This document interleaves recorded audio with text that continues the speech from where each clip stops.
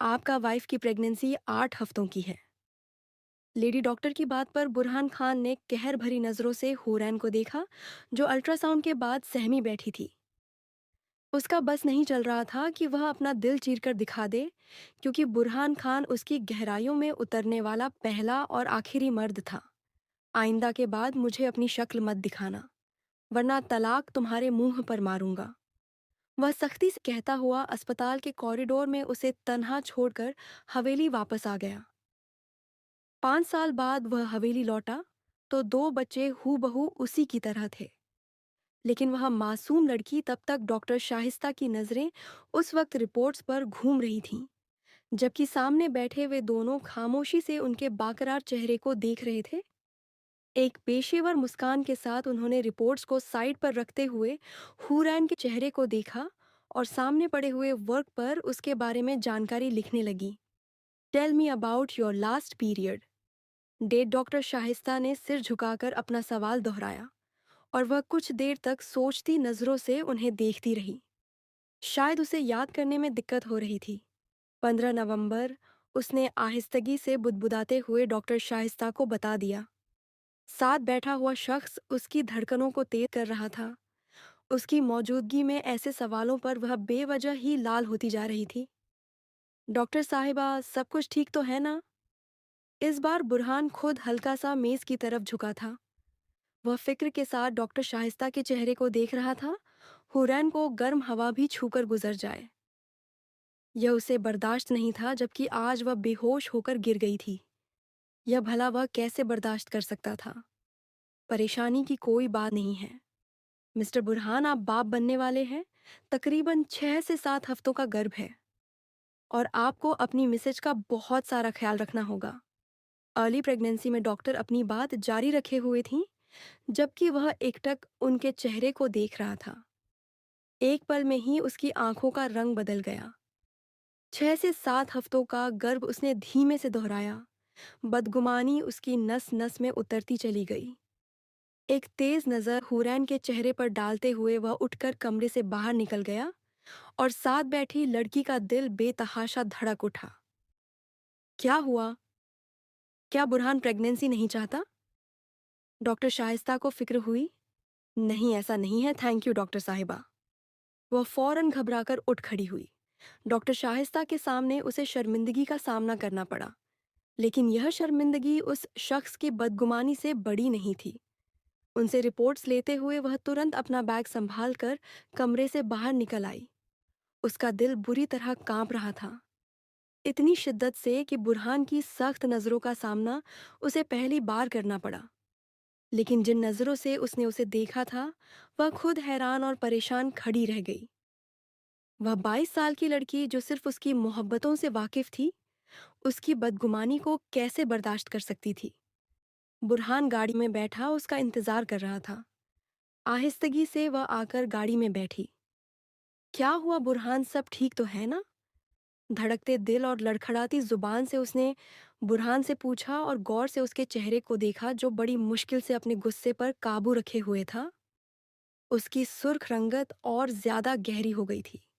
आंखें बेहद लाल थीं और वापसी की ड्राइविंग ऐसी थी जैसे वह किसी भी वक्त गाड़ी टकरा दे। उसने नरमी से बुरहान के बाजू पर हाथ रखना चाहा, जिसे उसने सख्ती से झटक दिया। उस वक्त वह समझ नहीं पा रही थी कि उसे गुस्सा किस बात का है।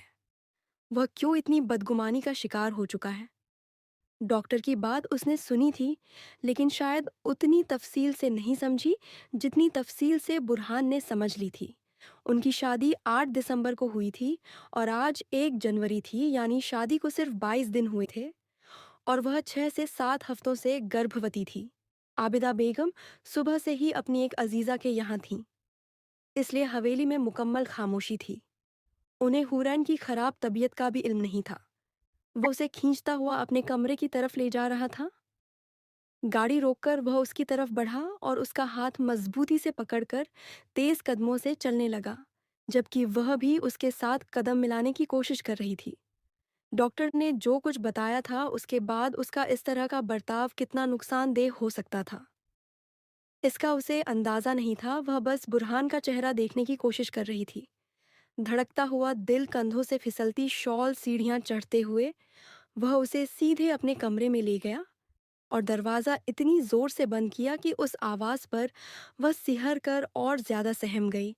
अपनी सुर्ख नजरों को हुरैन के चेहरे पर गाड़े हुए वह बस उसका मासूम चेहरा देख रहा था।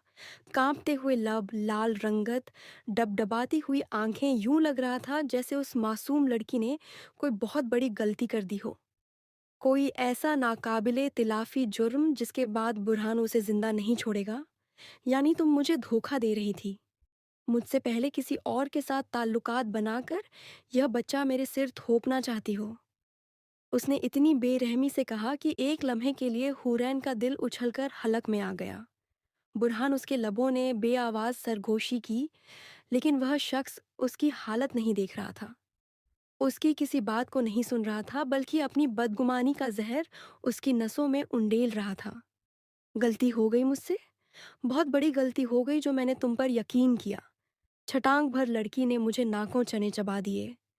मैंने तुमसे मोहब्बत की थी हुरैन, मैंने तुमसे इश्क किया था। तुम्हें पाकर तुम्हें मोतबर कर दिया, लेकिन तुमने साबित कर दिया कि तुम वही गंदी गली का कीड़ा हो जो किसी के साथ मुखलिस नहीं हो सकती। वह शख्स अपनी हद पार कर रहा था। उसके वजूद को तजलील का निशाना बनाते हुए उस पर वह इल्जाम लगा रहा था जो वह सहने के काबिल नहीं थी। खुदा का वास्ता खामोश हो जाए। खुदा का वास्ता है बुरहान, मेरी बात सुन ले। अपने कानों पर हाथ रखते हुए वह बुरी तरह चीख पड़ी। मेरी बात सुने बुरहान, आप ऐसा कैसे कह सकते हैं? यह बच्चा आपका है। आप मेरी जिंदगी में आने वाले पहले और आखिरी मर्द हैं। आगे बढ़ते हुए उसने नरमी से बुरहान के हाथों को थाम लिया था। रोती हुई आंखों से वह उस शख्स को अपने किरदार की गवाही दे रही थी, जो दरअसल उसके किरदार का गवाह था।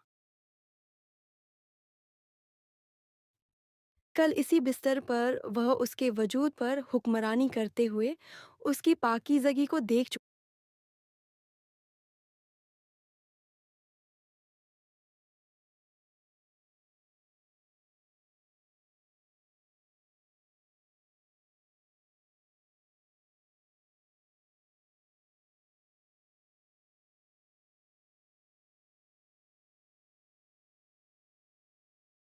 था। लेकिन इसके बावजूद उसका यह सब कुछ कहना बनता नहीं था। कल तक मुझे भी यही लगता था, जब तुम मेरे बाजू में सिसकती थी, दर्द से तड़पती थी, तुम्हारी रोती हुई आंखें इल्तिजा करती थीं, तो मैं सब कुछ सच मानकर यकीन कर लेता था। लेकिन अब उसे दोनों कंधों से थामते हुए उसने हुरैन को बेड पर बैठा दिया। अब वह उस पर झुका उसके बेहद करीब था। तुम जानती हो ना, मैं तुम्हें बांट नहीं सकता।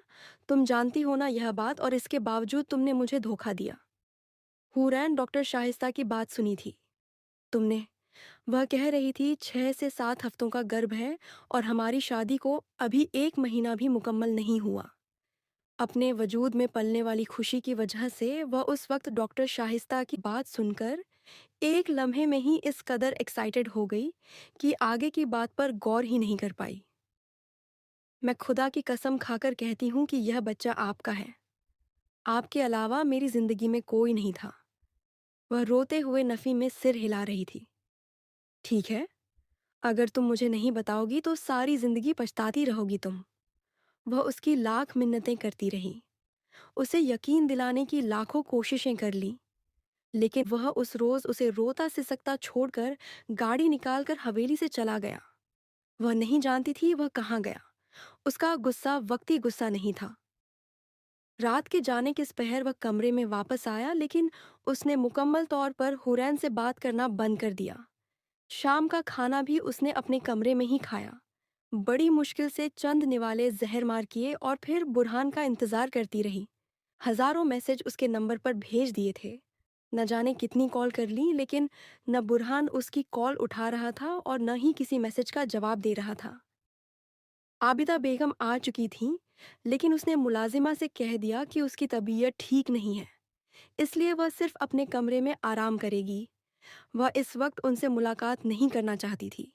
वह नहीं जानती थी कि उसका शौहर उसे और कितनी तजलील का निशाना बनाएगा।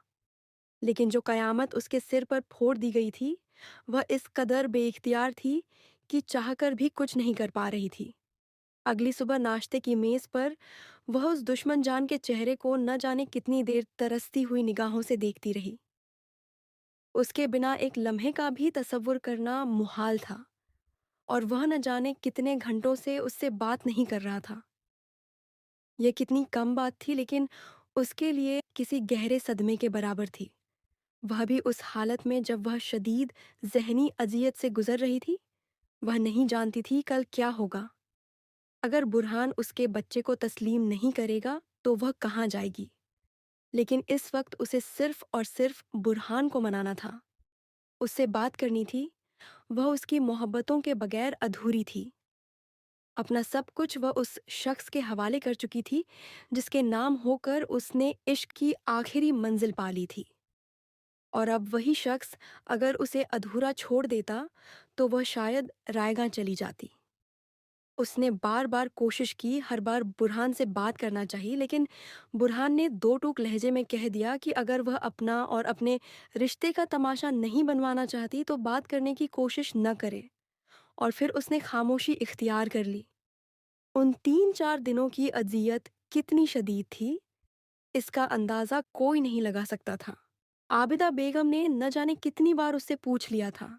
उसकी माँ उसके लिए परेशान थी, लेकिन वह लड़की थी जिसने अपने होंठों से ताला नहीं हटाया। न ही उसने उस खुशखबरी के बारे में आबिदा बेगम को बताया था और न ही किसी और को। उसे डर था, बहुत गहरा डर। अगर लोगों के सामने बुरहान इस बच्चे को अपना मानने से इनकार कर देता तो उसके बाद क्या होता, वह सोचना भी नहीं चाहती थी। बुरहान ने उससे बात करना पूरी तरह छोड़ दिया था। वह समझ नहीं पा रही थी कि डॉक्टर शाहिस्ता ने ऐसा क्यों कहा। सोच सोच कर उसका दिमाग फट रहा था। उस वक्त भी सब लोग डिनर के लिए टेबल पर मौजूद थे। एक बेवजह सी खामोशी ने हर चीज को अपनी गिरफ्त में ले रखा था। आबिदा बेगम सब नोट कर रही थी, लेकिन वह बच्चों की जिंदगी में बेवजह दखल देने से परहेज करती थी, क्योंकि उनका मानना था कि मियाँ बीवी को अपने मसले खुद सुलझाने चाहिए, और जब तक बुरहान और हुरैन खुद बताने के लिए राजी न हो, वह कभी जबरदस्ती की कायल नहीं थी। मम्मा, मैंने कल शाम आपसे जिक्र किया था बाहर मुल्क जाने का। मुंह में कौर ले जाता हुआ हाथ कांप गया। हुरैन ने नम आंखें बुरहान के चेहरे पर जमा दी। आबिदा बेगम तवज्जो से उसे सुन रही थी। सारी तैयारियां मुकम्मल हो चुकी हैं और सुबह 10 बजे की मेरी फ्लाइट है। हैरान होना सिर्फ उसके लिए जरूरी नहीं था, आबिदा बेगम भी परेशान रह गई। क्या तुम दोनों जा रहे हो? उन्होंने नरमी से हुरैन का पीला पड़ता चेहरा देखा। नहीं, मैं अकेला जा रहा हूँ। क्या कोई बिजनेस मीटिंग है? उन्होंने दोबारा पूछा और इस बार भी उसने न में सिर हिलाया। नहीं, मैंने सारे इंतजाम कर लिए हैं। मैं सब कुछ संभालता रहूंगा। आपको फिक्र करने की जरूरत नहीं है। मैं चाहे वहां रहूं या यहाँ, सब कुछ मेरी नजरों के सामने रहेगा। आबिदा बेगम की मौजूदगी में वह बड़ी मुश्किल से अपने आंसुओं पर काबू किए बैठी थी। वह नहीं चाहती थी कि उनके सामने उसका यह भ्रम टूट जाए। वह अच्छी तरह जानती थी कि वह सिर्फ उससे बदला लेने के लिए जा रहा है, उसे हराने के लिए। वह रात उसकी जिंदगी की सबसे मनहूस रात थी। उस रात उसने क्या कुछ नहीं किया, कौन सी कोशिश बाकी छोड़ी। वह ऐसा लम्हा था जब उसे अपने पेट में पल रही उस नन्ही सी जान से भी नफरत महसूस हुई जिसकी वजह से उसने बुरहान की मोहब्बतें खो दी थीं। उसका भरोसा टूट गया था। उसने उसे छोड़ा नहीं था, लेकिन एतबार की मौत मारकर यूं बेजान छोड़कर जा रहा था कि वह अपनी ही लाश को उम्र भर ढोती रहे। वह उसे ऐसी मौत दे रहा था जो लाइलाज बीमारी की तरह अंदर ही अंदर खाती रहे और इंसान को सिर्फ खोखला खोल बना दे। मेरे साथ चलिए, एक बार डीएनए रिपोर्ट करवा लेते हैं। उसने खुद को मारकर यह बात कही थी। एक औरत के लिए अपने किरदार पर सवाल उठाना आसान नहीं होता। उसने अपनी इज्जत और स्वाभिमान उसके कदमों में रख दिए। मुझे इसकी जरूरत नहीं है। मैं जो फैसला कर चुका हूं उससे पीछे नहीं हटूंगा, और नहीं चाहता कि तुम हमारे रिश्ते को तमाशा बनाकर मुझे मजबूर करो कि मैं इसे तोड़ दूं। वह सख्ती से उसका चेहरा पकड़ चुका था। वही चेहरा जिस पर वह अपने होंठ रखता तो हटाना भूल जाता था। बुरहान, मैं कसम खाकर कहती हूँ। और इस बार उसका हाथ चेहरे से हटकर उसकी गर्दन पर आ गया। आखिर कितनी कस्में खाओगी तुम? मेरी, अपनी या उस बच्चे की जो तुम्हारे पेट में पल रहा है? किस किस की कसम खाकर मुझे यकीन दिलाओगी? मुझे यकीन नहीं करना तुम पर। उसने कुछ नहीं सोचा। वह घुटनों के बल उसके कदमों में बैठ गई। जुदाई मौत से भी बदतर होती है। मुझे इस हालत में अकेला छोड़कर मत जाओ बुरहान। हो सकता है तुम्हें सारी जिंदगी पछताना पड़े। आह जरा उस शख्स की बेबसी पर मातम करे जो मोहब्बत के हाथों मजबूर होकर और माँ मोहब्बत से अपनी मजबूरी बयान कर रहा हो, और वही मोहब्बत उसे और मजबूर छोड़ दे। जरा उस नुकसान पर गौर करे जिसे वह झेल रहा है, जिसे उसने पूरी जिंदगी साथ निभाने का वादा किया था, और वही उसे ठुकरा कर चला गया। वह उसे छोड़कर चला गया। अपना बैग उठाकर वह सुबह 10 बजे की बजाय उसी रात निकल गया। उसने इरफान से कहा था कि उसे छोड़ आए, खुदा जाने। उसने आबिदा बेगम को क्या बताया, लेकिन यह तय था कि आबिदा बेगम अब तक उन दोनों के मामलों से वाकिफ नहीं थीं। अब तक उनके बीच मौजूद नाराजगी को नहीं जानती थीं। हो सकता था अगर वह जान लेती तो कोई हल निकल आता, लेकिन न उसने बताना ज़रूरी समझा और न ही हूरन में इतनी हिम्मत थी कि वह खुद सब कुछ बता देती। वह खत्म हो चुकी थी। वह रात उसने रोते हुए गुजार दी। उसने शिद्दत से दुआ की कि वह मर जाए उसी पेट में पलते बच्चे के साथ जिसने उसे कहीं का नहीं छोड़ा। एक यह रात थी जो उस कमरे में उसे काट खाने को दौड़ रही थी, और एक वह रात जब वह दुल्हन बनी अपने हुस्न के जलवे बिखेर रही थी। वह कभी यकीन नहीं कर सकती थी कि मुकद्दर उस पर इतना मेहरबान होगा कि उसे बुरहान शाह जैसा शख्स मिल जाएगा। दुल्हन का लिबास और चमकते जेवरों से ज्यादा चमक उसकी आंखों में थी, जो अपनी मोहब्बत पर नाज कर रही थीं। वह कमरे में दाखिल हुआ, खुशबुओं में बिखरा हुआ वजूद, जिसे देखने के लिए लोग तरसते थे, जो हर महफिल में अपनी धाक जमाए रखता था। जो बात करता तो लोग उसके चेहरे को देखते रह जाते। उसके तराशे हुए होंठ किसी के चेहरे पर हया के रंग बिखेर देते। वह मुस्कुराता तो सामने वाला अपनी बात भूल जाता। वह ऐसा ही था बुरहान शाह, लाखों दिलों पर राज करने वाला, लेकिन उसी ने उस लड़की के सामने अपना दिल हार दिया था।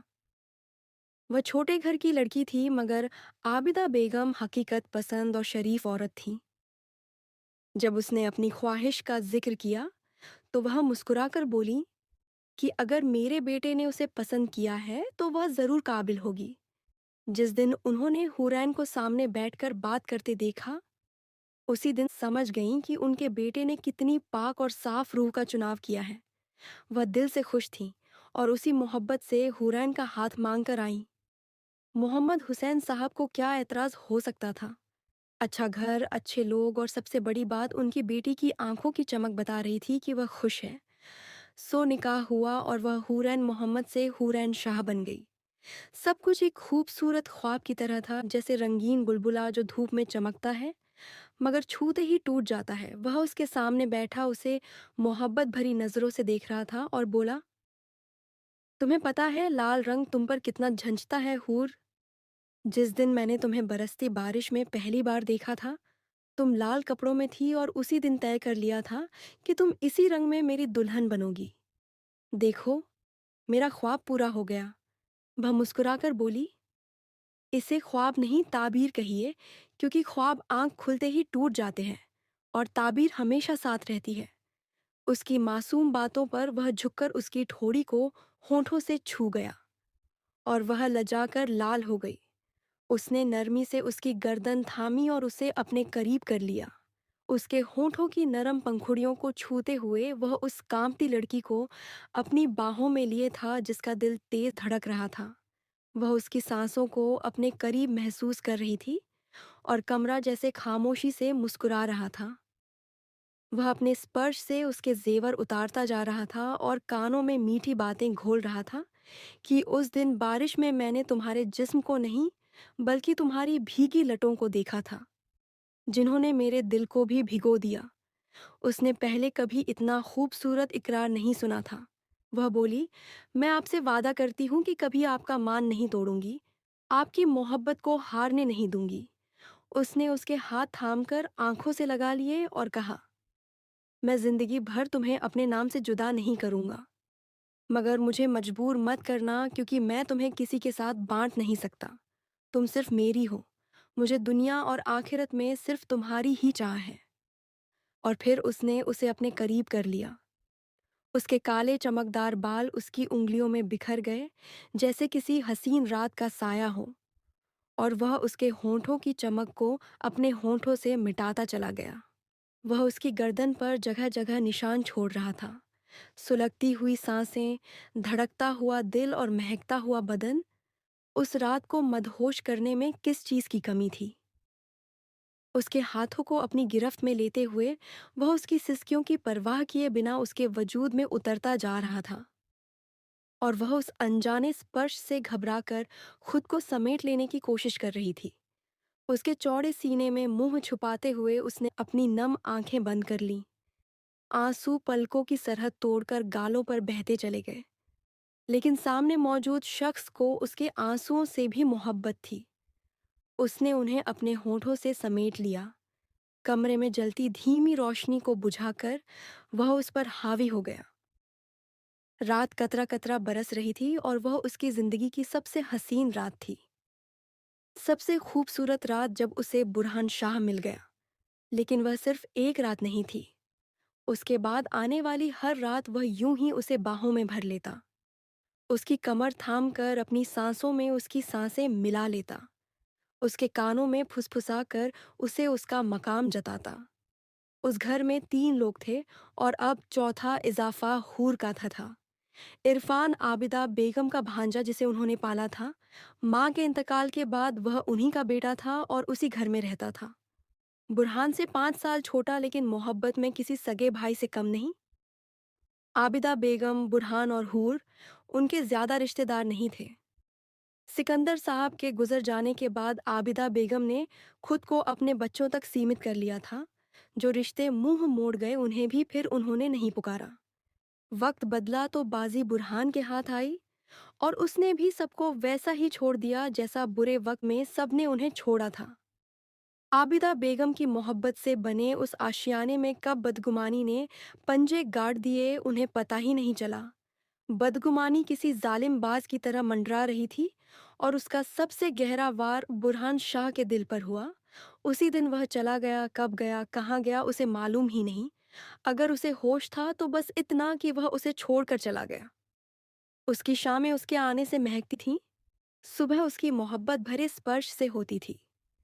आबिदा बेगम नौकरानी के साथ कमरे में आईं। नौकरानी के हाथ में सूप देखकर उसे घिन्न सी आने लगी। उसका दिल किसी चीज में नहीं लग रहा था। आबिदा बेगम उसके पास बैठी, उसका हाथ थामकर नरमी से बोली कि वह जानती हैं कि वह बुरहान के जाने से दुखी है, लेकिन समझ नहीं पा रही कि वह अचानक क्यों चला गया। क्या तुम दोनों में झगड़ा हुआ है? वह सिर झुकाकर बैठी रही। आंसू अब सूख चुके थे। नहीं आंटी, मुझे नहीं लगता कि हमारे बीच झगड़े की कोई वजह है। आबिदा बेगम ने नौकरानी को जाने का इशारा किया। सूप मेज पर रख दिया गया। उसने कहा, इसे हटा लें, मेरा दिल नहीं चाहता। तुमने 2 दिन से कुछ नहीं खाया, पागल मत बनो। तुम्हारा बुखार नहीं उतर रहा, चेहरा कितना पीला हो गया है। अपनी जान की दुश्मन मत बनो।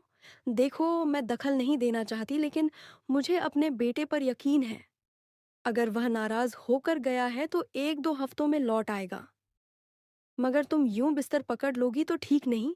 उन्होंने सूप का चम्मच भरकर उसकी तरफ बढ़ाया ही था कि अचानक उसका चेहरा लाल पड़ गया और तेज मिचली ने उसे बिस्तर से उठकर भागने पर मजबूर कर दिया। आबिदा बेगम हैरान रह गईं। उन्हें पहली बार एहसास हुआ कि वह दादी बनने वाली हैं, और उनकी आंखें भर आईं। वह चुपचाप उनके सीने से लग गई थी।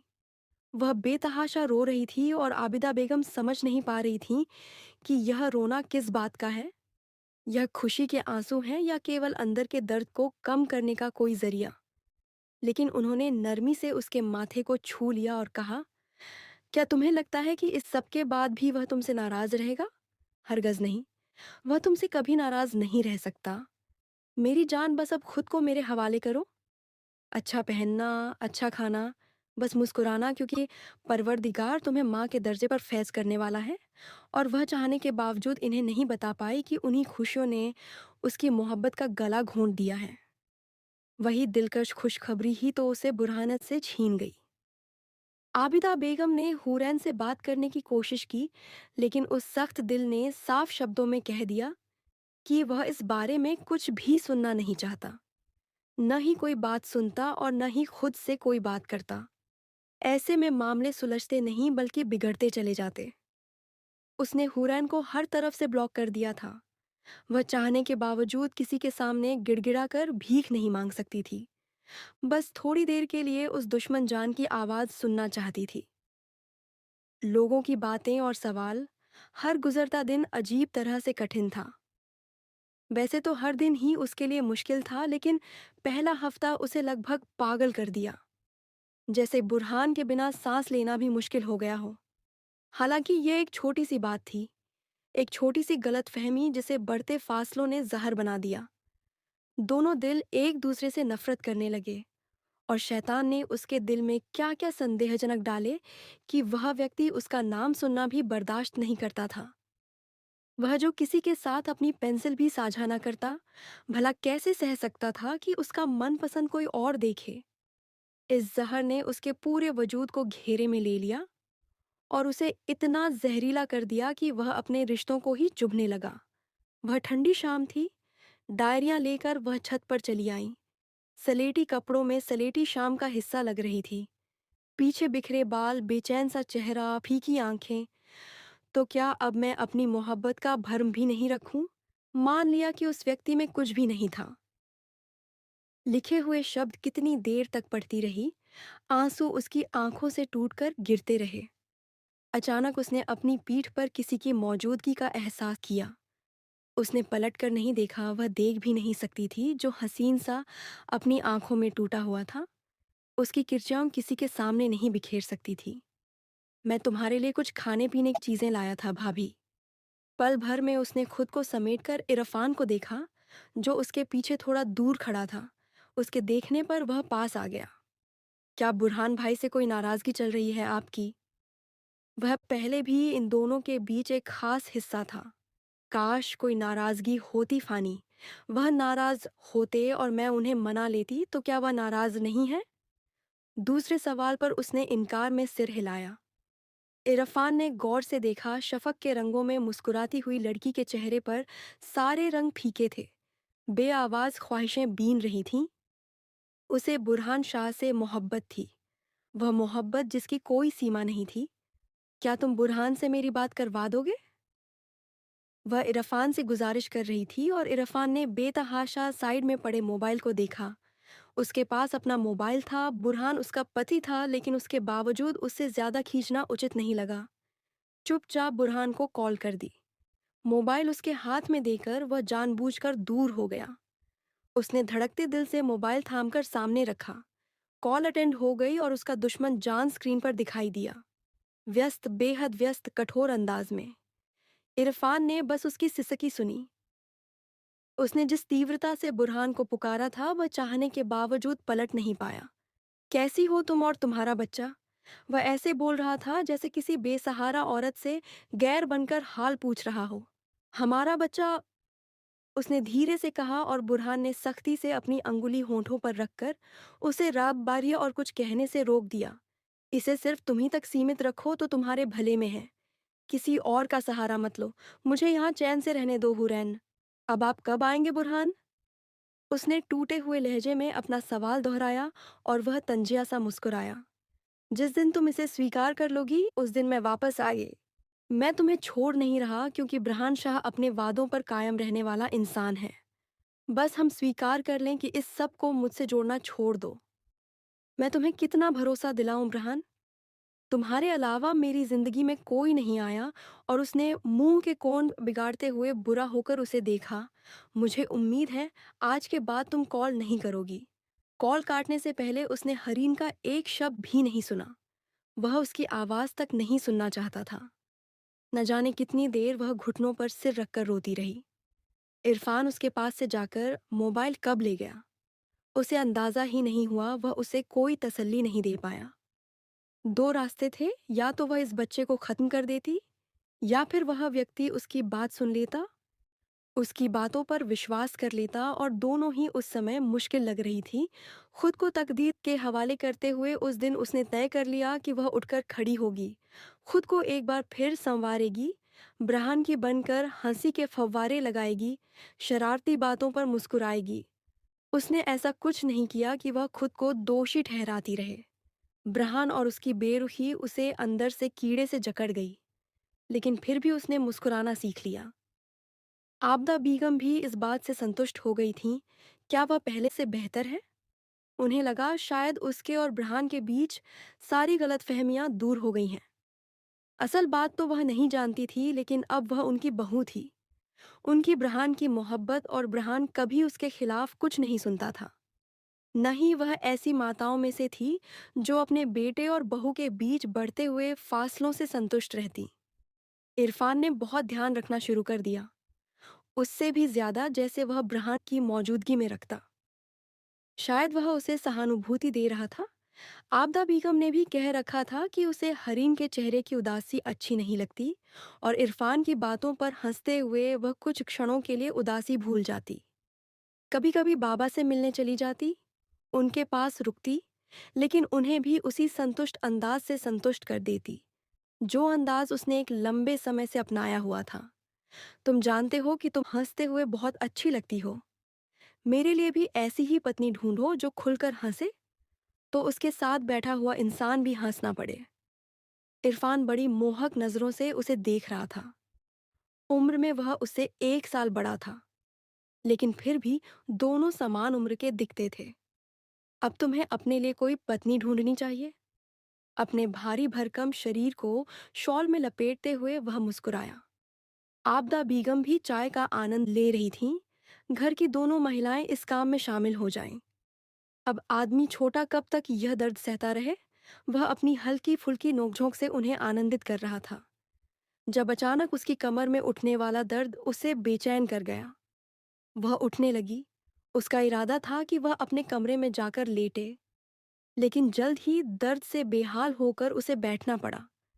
उसके चेहरे का रंग बदल गया, और आबदा बीगम तुरंत उठकर उसके पास आ गई। सब ठीक तो है ना चंदा?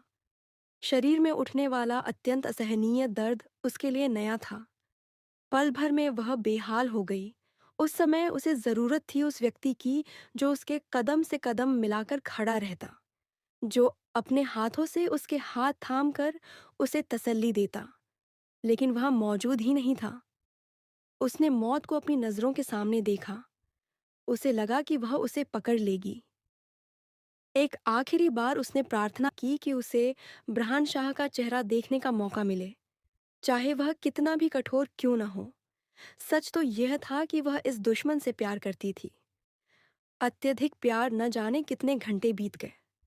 वह दर्द से बेहाल होती रही, और फिर घंटों बाद उसे अपने धैर्य का वह खूबसूरत फल मिला, जिसका उसने कभी कल्पना भी नहीं की थी। उसे दो छोटे बच्चे उसके चारों ओर रखे गए, तो वह अपने सारे दर्द भूल गई। भगवान ने उसे दो बेटों से नवाजा था। यह तो वह जानती थी कि जुड़वा हैं, लेकिन तब से ही उसने प्रार्थना की थी कि भगवान उसे बेटी दें। उसके दुख सुख के साथ ही जहाँ पहले उसे बहन की कमी महसूस होती, माँ का साथ नहीं था, उसे एक बेटी की बेहद आवश्यकता थी। लेकिन यह भगवान के फैसले हैं। आबदा बेगम तो खुश हो गई। उन्होंने सख्ती से मना किया, उसके बेटों की तस्वीर ब्रान के पास नहीं जानी चाहिए, और आबदा बेगम ने उसके फैसले का सम्मान किया। इसलिए उन्होंने इरफान को भी मना कर दिया। बड़े प्यार से उनका हवेली में स्वागत किया। भगवान ने उन्हें दो फूल दिए। उसका बड़ा बेटा बिल्कुल ब्रहान जैसा था।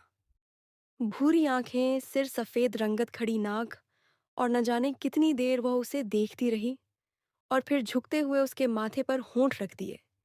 जबकि दूसरा बेटा रूप और रंग में उसका और ब्रहान का मिश्रण था। यहाँ भी वह व्यक्ति जीत गया, वह नहीं जानती थी, किसी ने बताया या नहीं। वह नहीं जानती थी कि उस व्यक्ति की प्रतिक्रिया क्या थी, लेकिन अब भगवान ने उसे थाम लिया था। अगर वह उस समय भी उसके साथ नहीं था, तो उसे अब जरूरत नहीं रही। अब उस व्यक्ति की वह चाहे अपनी शंका के जहर को सारी जिंदगी पीता रहे। अब उसने कोशिशें भी छोड़ दी थीं। उस दिन इरफान ने जल्दी सा उल्लेख किया, बच्चे इतने व्यस्त रहते हैं कि अब घर में काफी हलचल है। वह बेचैन होकर करवट बदल गया। यह भी उसने इरफान को नहीं बताया था कि दो बेटे हैं, लेकिन उससे ज्यादा उसने पूछना गवारा ही नहीं किया। दिल की घुटन इतनी बढ़ गई कि न जाने कितने हफ्तों तक वह बेबस रहा। पलटकर देखना, झुकना, सवाल जवाब करना अब उसकी अहंकार के खिलाफ था। और वह अहंकार पसंद इंसान भला कैसे सह सकता था। उस समय तो वह इरफान से ही बात कर रहा था। लैपटॉप इरफान की गोद में रखा था, जब उसे पीछे से आने वाली आवाज ने बेचैन कर दिया। वह नहीं जानती थी कि इरफान किससे बात कर रहा है। वह बस कमरे में प्रवेश कर गई। आबदा बीगम के साथ उसे किसी के पास जाना था। जोहान को वह साथ ले जा रही थी, जबकि रूहान इरफान के पास था। वैसे भी रूहान उसके पास हमेशा संतुष्ट रहा करता, और वह भी उसके बिना एक पल नहीं रहती। इरफान, तुम उसे पकड़ लो आंटी, और मैं बस 1 घंटे में वापस आ जाऊंगी। मेड भी है, लेकिन यह तुम्हारे लिए जिद कर रहा है। इरफान की सारी ध्यान खिलखिलाते हुए रूही की तरफ चली गई, जबकि वह अजीब बेचैन और बेचैन सा करवट बदलता रहा। उसका दिल चाहता था कि वह कॉल काट दे, दृश्य से गायब हो जाए, लेकिन फिर इतने समय बाद उसकी आवाज सुनी थी, तो न जाने क्यों चोरी दरवाजे से आने वाली आवाज पर रुक गया। इरफान ने हाथ बढ़ाकर वह गोलो मोलो सा शरीर उठाया, जो अब 8 महीने का हो चुका था। न ही उसे ख्याल आया और न ही हरीन को यह ख्याल रहा। जल्दी से बच्चा उसे थमाते हुए वह पलट गई। उसने रूहान को चूमते हुए अपनी गोद में बिठाया, और तब उसकी ध्यान सामने स्क्रीन की तरफ गई।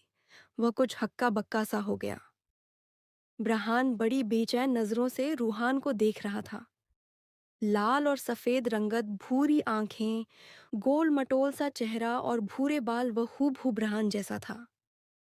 गोया सारे नक्श उसी से उधार लिए गए हों। वह अजीब नजरों से रूहान को देखता रहा। रूहान अपने हाथों के खेल में मस्त, कभी कभी अपनी छोटी छोटी आंखें स्क्रीन में घूरते हुए व्यक्ति की तरफ भी उठाता, जो बेहद बेचैन हो रहा था। उसका नाम रूहान है। इरफान ने बात की शुरुआत की। वह अब इरफान की तरफ देखकर मुस्कुरा रहा था। न जाने क्यों सामने बैठे व्यक्ति की धड़कनें बढ़ने लगी। बेचैनी इतनी बढ़ गई कि उसने नजरें फेर ली। छोटा जोहान भाभी और आपकी मिक्सचर है, लेकिन यह हूबहू आपकी तरह है। वह मुस्कुराते हुए उसे बता रहा था, और उसने कॉल काट दी। दिल में उलझन बढ़ने लगी थी। वह बच्चा उसका जैसा क्यों था। वह यह बात अच्छी तरह जानता था कि प्रेगनेंसी पहले से थी। हरीन ने उसे धोखे में रखा, लेकिन इस बच्चे की शक्ल और रूप वह भ्रम नहीं कर सकती थी। लेकिन वह हरगिज नहीं जानता था कि अब उसके प्रतिफल की शुरुआत हो चुकी है। उस दिन उसने कोशिश की सिर हिलाकर यह बात भूल जाए, लेकिन यह आसान नहीं था। हर शाम उसे उदास कर देती, हर दिन उसे बेचैन कर देता। अगली बार उसने इरफान को खुद कॉल कर कहा था कि वह इस बच्चे को फिर से देखना चाहता, और दूसरे बच्चे को भी। इरफान हिचकिचाहट में था। भाभी ने मना किया है, वह नहीं चाहती कि आप दोनों को देखें, लेकिन फिर भी अगर आप जिद करें तो मैं आपको दिखा दूं। इरफान की बात पर वह कुछ देर चुप बैठा रहा। वह ऐसा क्यों चाहता है कि मैं उन्हें न देखूं? न जाने क्यों उसे गुस्सा आने लगा। यह तो आपसे अपने दिल से पूछ लेना चाहिए इरफान। मैं कुछ नहीं सुनना चाहता, तुम मुझे वह दोनों बच्चे दिखाओगे। वह जिद पर उतर आया था। इरफान को चुप रहना पड़ा। अगर ये बच्चे इन दोनों के मेल का कारण बन जाते तो इससे अच्छा और क्या था। वह यह रिस्क ले लेता। ठीक है, मैं असर के समय तो नहीं छत पर ले जाऊंगा, फिर मैं आपको कॉल करूंगा। वह किसी भी हालत में अपनी भाभी की मर्जी नहीं तोड़ सकता था। वह सगे भाई से बढ़कर उसकी इज्जत करती थी, उस पर भरोसा करती थी। दोनों बच्चों को एक साथ बिठाते हुए उसने ब्रहान को कॉल कर दी। वह जैसे इंतजार में था, उसने तुरंत ही कॉल अटेंड कर ली। वे दोनों खूबसूरत शहजादे आमने सामने बैठे थे। न जाने क्यों उन्हें देखकर उसकी आंखें नम हो गईं। यह जोहान है। दोनों ने एक जैसी ड्रेसिंग की थी। दोनों को देखकर लग रहा था उनकी माँ उन पर काफी मेहनत करती है। गोलो मोलो से बच्चे देखने में स्वस्थ लग रहे थे। उसने धीरे से माशाअल्लाह कह दिया। इरफान ठीक कह रहा था। वे दोनों वास्तव में ऐसे थे। जोहान रूप और रंग में इन दोनों का मिश्रण था। अचानक इन दोनों बच्चों के पीछे से वह प्रकट हुई। नम और आश्चर्य भरी नजरों से वह इरफान को देख रही थी, और फिर बेचैन होकर आगे बढ़ते हुए उसने अपने दोनों बेटों को उठा लिया। अब आपको क्या जरूरत पेश आ गई मिस्टर ब्रहानशाह, जो आप उन्हें देखने के लिए बेचैन पड़े हैं?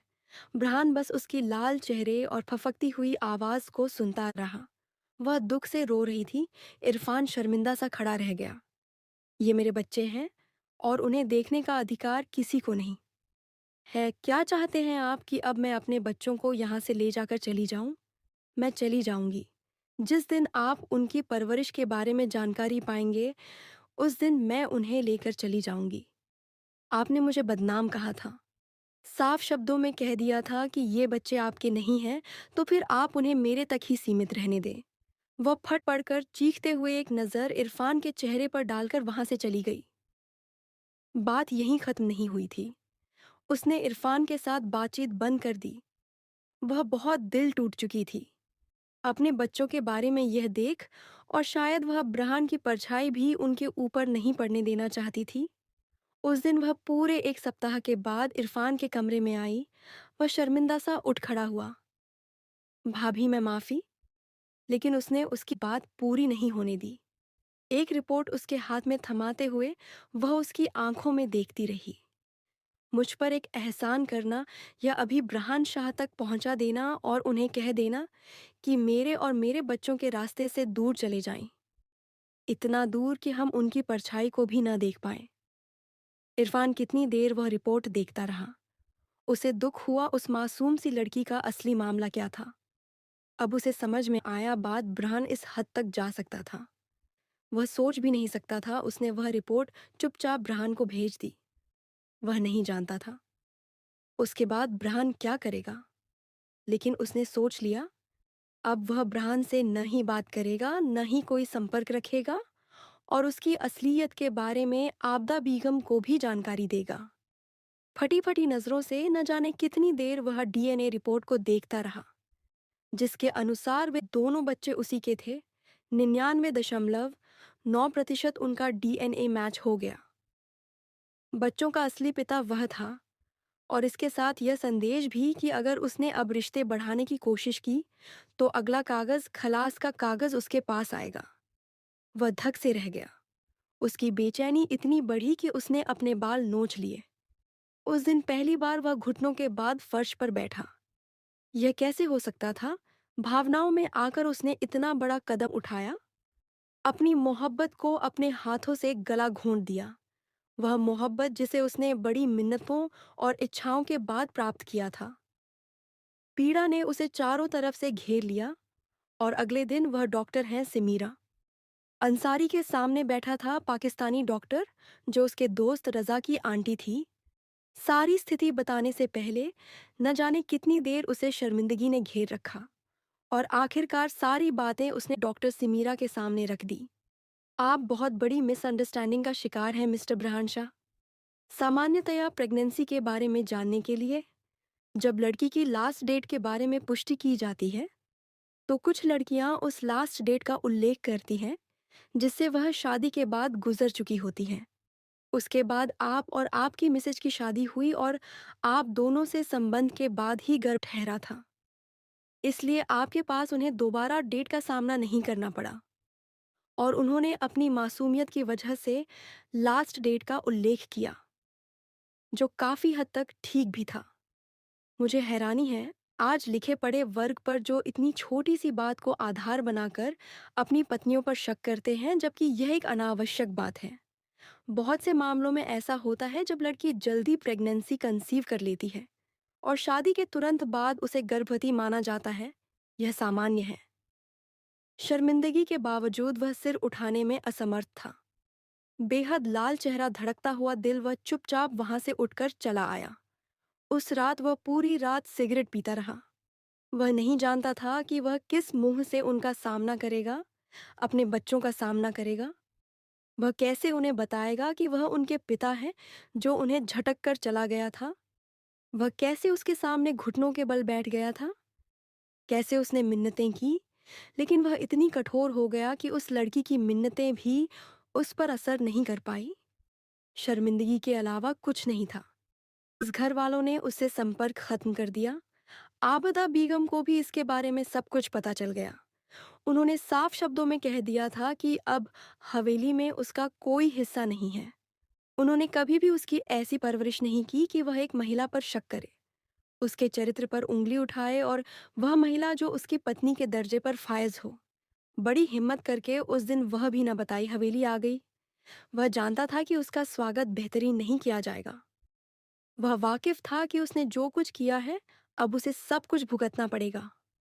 उसने इरफान को कॉल कर दी, जो उसे रिसीव करके ले आया।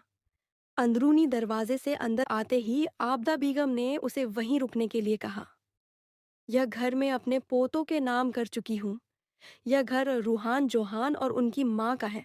अगर वे आपको अनुमति दें तो इस हवेली में कदम रखना, वरना आप इस हवेली में नहीं आ सकते। वह अनिश्चितता और बेचैनी से अपनी माँ को देखता रहा। आगे बढ़कर उनसे मिलना चाहता था, लेकिन वह नम निगाहें उस पर डालकर पलटकर अपने कमरे में चली गई। यह सच था कि उनके बेटे ने उन्हें अत्यधिक निराश किया था। वह बेचैन होकर अपनी ओर मुड़ गई। यह भी इरफान को नहीं बताया था कि दो बेटे हैं, लेकिन उससे ज्यादा पूछना उसे उचित भी नहीं लगा। दिल का दबाव इतना बढ़ गया कि न जाने कितने हफ्तों तक वह बेकाबू रहा। पलटकर देखना, झुकना, सवाल जवाब करना, यह अब उसकी अहंकार के खिलाफ था। और वह अहंकारी व्यक्ति भला कैसे सहन कर सकता था। उस समय वह इरफान से ही बात कर रहा था। लैपटॉप इरफान की गोद में रखा था, जब उसे पीछे से आने वाली आवाज ने बेचैन कर दिया। वह नहीं जानती थी कि इरफान किससे बात कर रहा है। वह बस कमरे में प्रवेश हुई। आबदा बेगम के साथ उसे किसी के घर जाना था। जोहान को वह साथ लेकर जा रही थी, जबकि रूहान इरफान के पास था। वैसे भी रूहान उसके पास हमेशा संतुष्ट रहता, और वह भी उसके बिना एक पल नहीं रहता। इरफान, तुम उसे पकड़ लो एंट्री, और मैं बस 1 घंटे में वापस आ जाऊंगी। मेड भी है, लेकिन यह तुम्हारे लिए जिद कर रहा है। इरफान की सारी ध्यान खिलखिलाते हुए रूही की ओर चली गई, जबकि वह अजीब बेचैन और बेचारा सा बगल बदलता रहा। उसका दिल क्या था कि वह कॉल काट दे, दृश्य से गायब हो जाए, लेकिन फिर इतने समय बाद उसकी आवाज को सुना था तो न जाने क्यों चोरी दरवाजे से आने वाली आवाज पर रुक गया। इरफान ने हाथ बढ़ाकर वह गोलू मोलू सा अस्तित्व उठाया, जो अब 8 महीने का हो चुका था। न ही उसे ख्याल आया और न ही हूर को यह ख्याल रहा। जल्दी से बच्चा उसे थमाते हुए वह पलट गई। उसने रूहान को चूमते हुए अपनी गोद में बिठाया, और तब उसकी ध्यान सामने स्क्रीन की ओर गई। वह कुछ थमसा गया। ब्रहान बड़ी बेचैन निगाहों से रूहान को देख रहा था। लाल और सफेद रंगत, भूरी आंखें, गोल मटोल सा चेहरा और भूरी बाल, वह हूबहू ब्रहान जैसा था, जैसे सारे नक्श इसी से चुराए गए हों। वह अजीब निगाहों से रूहान को देखता रहा।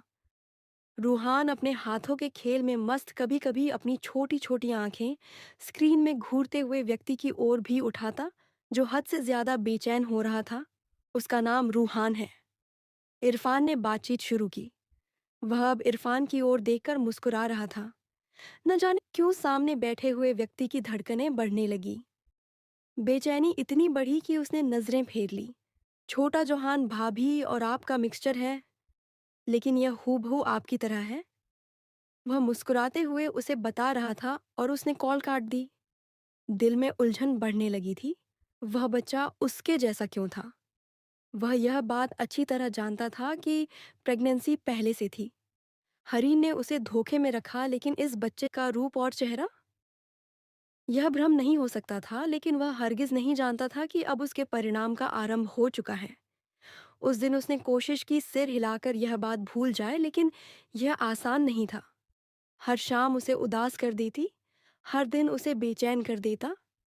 अगली बार उसने इरफान को खुद कॉल करके कहा था कि वह इस बच्चे को दोबारा देखना चाहता है, और दूसरे बच्चे को भी इरफान संशय में था। भाभी ने मना किया है, वह नहीं चाहती कि आप दोनों को देखें, लेकिन फिर भी अगर आप ज़िद करें तो मैं आपको दिखा दूँ। इरफान की बात पर वह कुछ देर शांत बैठा रहा। वह ऐसा क्यों चाहता है कि मैं उन्हें न देखूं, न जाने क्यों उसे गुस्सा आने लगा था। यह तो आपसे आपके दिल से पूछ लेना चाहिए इरफान। मैं कुछ नहीं सुनना चाहता, तुम मुझे वह दोनों बच्चे दिखाओगे? वह जिद पर उतर आया। इरफान को चुप रहना पड़ा।